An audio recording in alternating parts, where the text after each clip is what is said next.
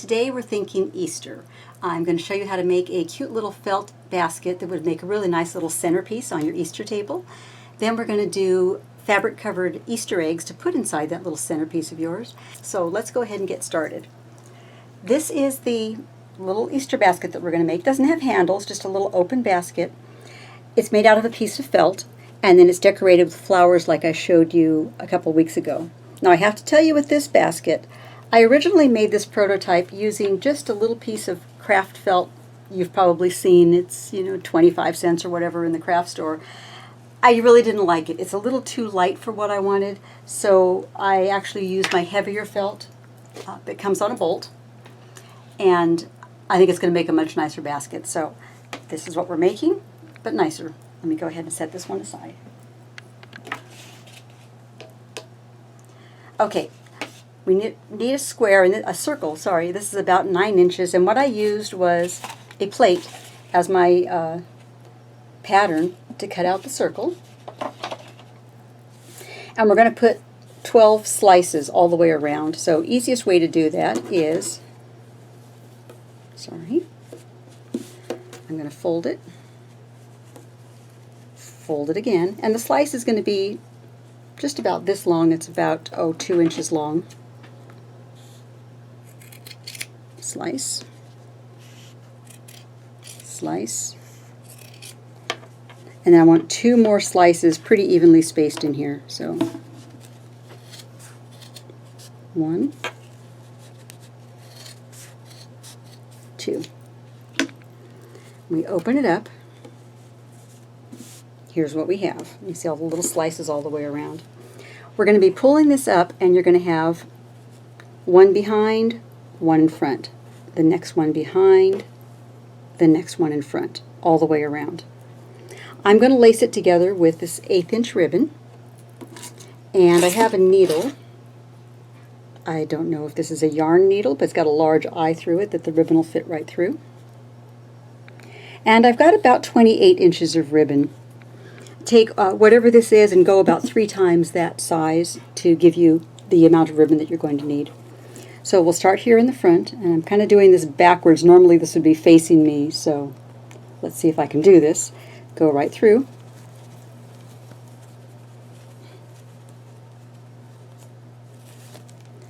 Much easier when it's doing facing me and not facing away.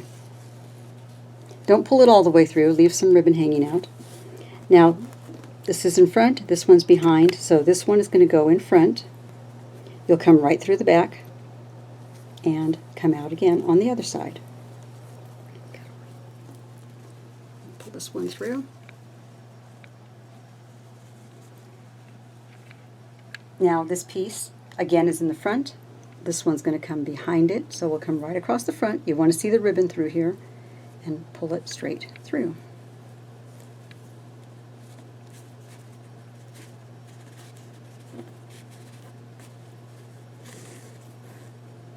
Because you do want the ribbon to show. And we're just going to go this way all the way around the piece, making sure that there's one piece in back, next piece in front, next piece in back, next piece in front.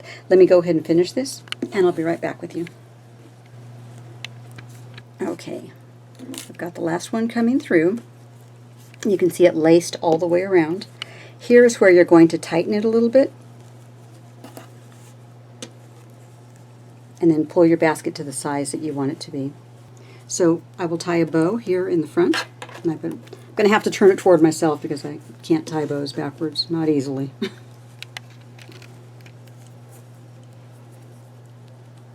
And just tie a simple bow, whatever pleases you. Now your basket is done, but I'd like to embellish it like I did with the others.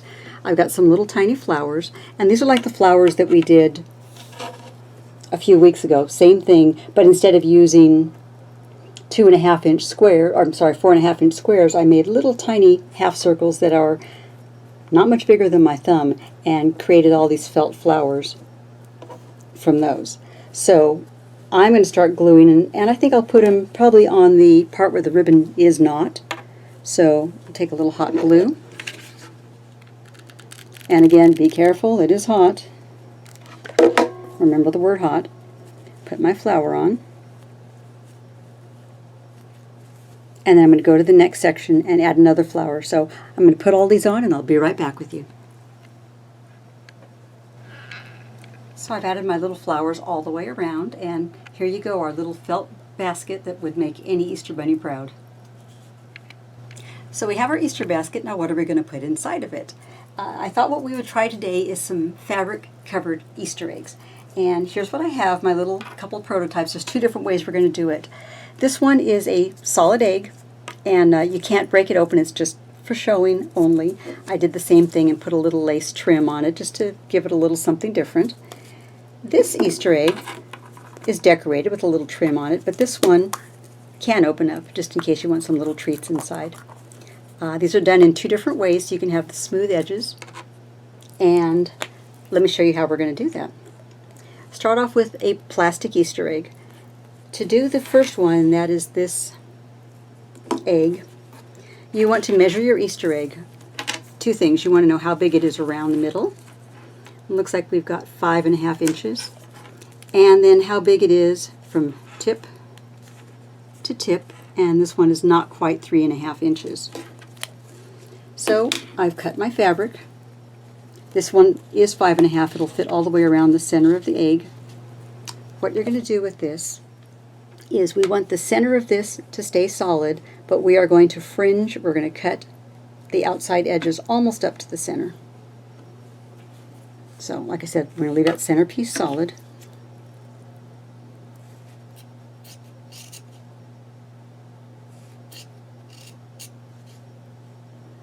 And make just little slices.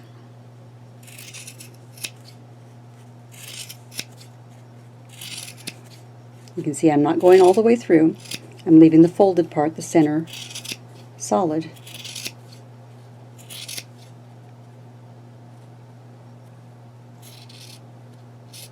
There you go. Here's what we have.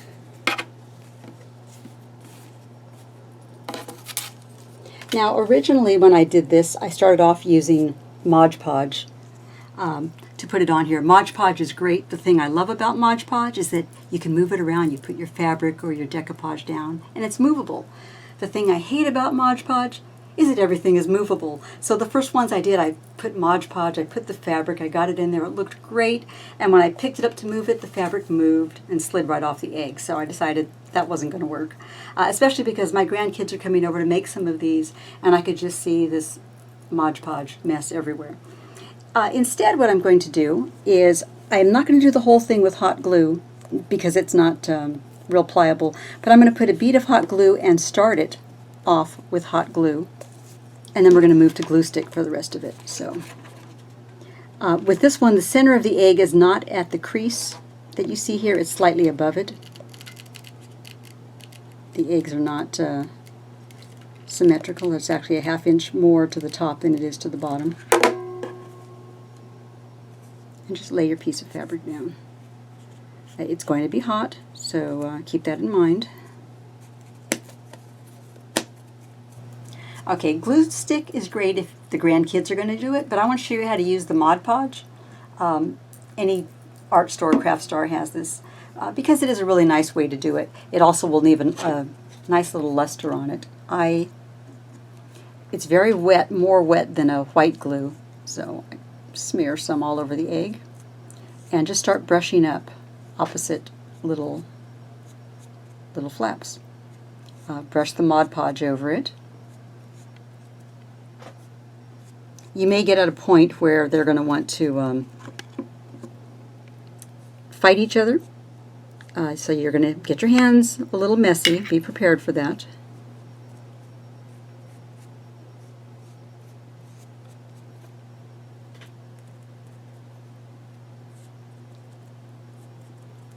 And just go gently. You'll see they'll want to lift up on you, and you just need to apply your Mod Podge to it.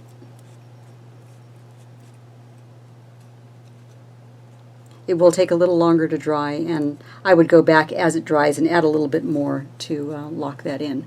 But that's your egg, and I really like to go back and add lace to it or add some trim, so set it down, let it dry. I would still, even if you're going to use the Mod Podge, still put your hot glue around the middle. That'll just hold that there fast so you can work with these pieces without them sliding off with the egg.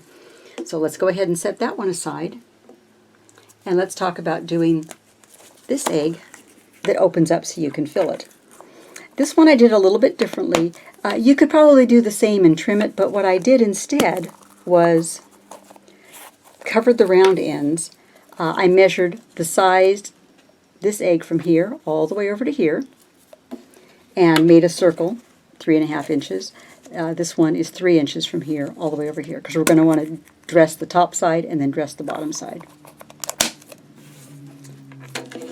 I would start off again with my little bit of hot glue, just to hold this piece in place. And we're going to bring it down all the way around. So we're going to, just like we did with the other, make little slices all the way around. Not any certain size. The thinner the slice, the smoother it'll be. So if you put great big slices, it's going to be a little chunky.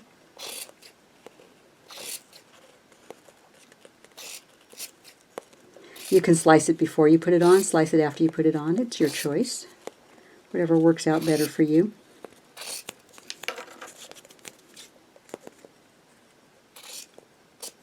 And slice it pretty close to that center point. It's probably a big slice, but that's okay. Same thing, you're going to just bring it down all the way around and glue it in place. So you're going to either glue it with your Mod Podge or with your glue stick. And since I have the Mod Podge out, let's do it this way. Same thing, put it onto the egg and just start bringing your pieces down. If they're a little bit longer and they go past the crease, it's okay. We have a fix for that. First one I didn't measure it really well and they were very long. It's okay. After you have it all the way on, you can go back and trim them down. And they're just going to overlap each other a little bit as they come down here. This is what's going to give your egg that smooth look here at the top. Be sure to get this all the way around. Let them overlap so you don't have any split. You don't want to see the egg showing through.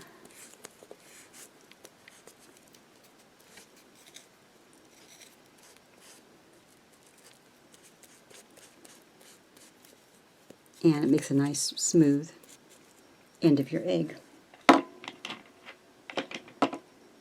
Once this one is dry, I'll open it up and I'll trim the edge so that it's right to the edge. So I'm going to set that one down and let it dry, and then you will flip it over with your larger circle and do the exact same thing on this side. So let's go ahead and set this one aside and let it start drying. And that's what's going to give you this. You see you've got the smooth on top. You can't really see the little wedges because I put trim around it, but you've got little wedges in here. I trimmed them once I opened it up, and then got a little trim with hot glue, put it all the way around, and made a real nice little Easter egg that can be filled or just left empty like this. So here's our little basket and our eggs done, finished, and ready to be delivered by the Easter Bunny. So go ahead and give that a try and let me know how it turns out for you.